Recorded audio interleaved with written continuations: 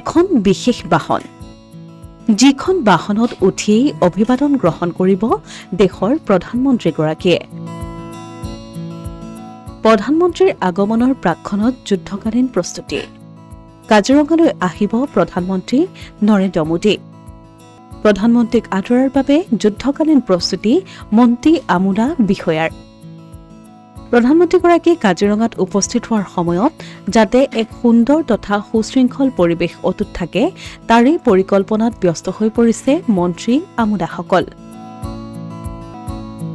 উল্লেখযোগ্য যে অহা 8 মাৰ্চৰ নিশা কাজিৰঙাত উপস্থিত হৈ কাজিৰঙাৰ আৰক্ষী অতিথিশালাত নৈশ যাপন কৰিব প্ৰধানমন্ত্ৰী নৰেন্দ্ৰ মোদীয়ে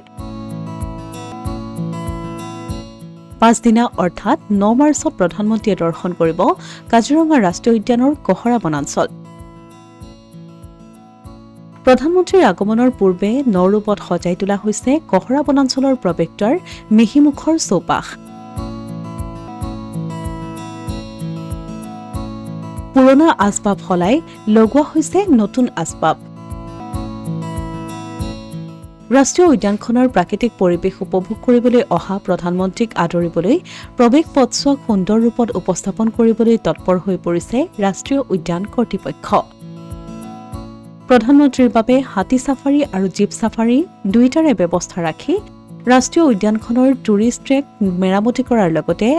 আটকধুনীয়া কৰা হৈছে এলিফেণ্ট টাৱাৰ আমাৰ মাননীয় প্ৰধানমন্ত্ৰী ডাঙৰীয়া কাজিৰঙালৈ আহিব কাজিৰঙাত নৈশ যাপন কৰিব আৰু ৰাতিপুৱা সাফাৰী কৰিব গতিকে আমাৰ কাৰণে এটা আনন্দ আৰু আমি বিচাৰো যে এই কাজিৰঙা ভ্ৰমণে প্ৰধানমন্ত্ৰীৰ কাজিৰঙা ভ্ৰমণে কাজিৰঙাৰ উন্নয়নৰ ক্ষেত্ৰত বা কাজিৰঙাৰ প্ৰচাৰৰ ক্ষেত্ৰত এক বিশেষ ভূমিকা ল'ব আৰু সেই কাৰণে মই গোটেই কাজিৰঙাৰবাসীক দেখিছোঁ এটা অত্যন্ত উলহ মালহ পৰিৱেশ আৰু পৰ্যটন মন্ত্ৰী হিচাপে মোৰো দায়িত্ব যে কাজিৰঙালৈ আহি পৰ্যটনৰ যিটো প্ৰচাৰ আমাৰ কাৰণে বা কাজিৰঙাৰ যিটো প্ৰচাৰ চলিব ই আমাকো আনন্দিত কৰিব আৰু সেই কাৰণে গোটেই অসমবাসী বা কাজিৰঙাবাসীয়ে আজি প্ৰধানমন্ত্ৰীক আদৰিবৰ কাৰণে উৎসাহেৰে ৰৈ আছে আৰু তাৰ লগত আমিও যিমানখিনি আমাৰ দায়িত্ব কাৰণ এইটো আমাৰ কাৰণে মানে পুৰাব নোৱাৰা ঋণ যে প্ৰধানমন্ত্ৰী ডাঙৰীয়া অসমৰ কাজিৰঙালৈ আহিব আৰু কাজিৰঙাৰ সেই ধৰণৰ এটা বিশ্ব দৰবাৰৰ পাব্লিচিটি যিটো হয় সেই পাব্লিচিটি তেখেতৰ আগমনে কৰিব তে আমাৰ কাৰণে এইটো এটা অত্যন্ত মানে গুৰুত্বপূৰ্ণ দিন আৰু আমি ইয়াক কেনেকৈ সুন্দৰ ৰূপত তেখেতক আদৰিব পাৰোঁ তাৰ চিন্তা চৰ্চা কৰি আছোঁ যেহেতু ইয়াৰ মূল কথাটো হ'ল যে বন্যপ্ৰাণী আৰু ইয়াৰ বন্য বৈচিত্ৰ্যসমূহ গতিকে আমি বেলেগ কথালৈকে যোৱা নাই মেইন কথাটো হ'ল যে তেখেতে কাজিৰঙালৈকে আহি কাজিৰঙাৰ প্ৰকৃত যিটো ৰূপ সেই ৰূপটো এবাৰ দেখি যাওক মানে যিটো কাজিৰঙাৰ আকৰ্ষণ আজি কাজিৰঙালৈ যোন মানুহে আহে তাৰ আকৰ্ষণনো কি বন্য আমাৰ অভয়াৰণ্যখন বা বন্যপ্ৰাণী ৰাষ্ট্ৰীয় উদ্যানখন এই গোটেই বস্তুটো কেনেকৈ তেখেতক দেখুৱাব পৰা যায় তেখেতে ইয়াৰ যিটো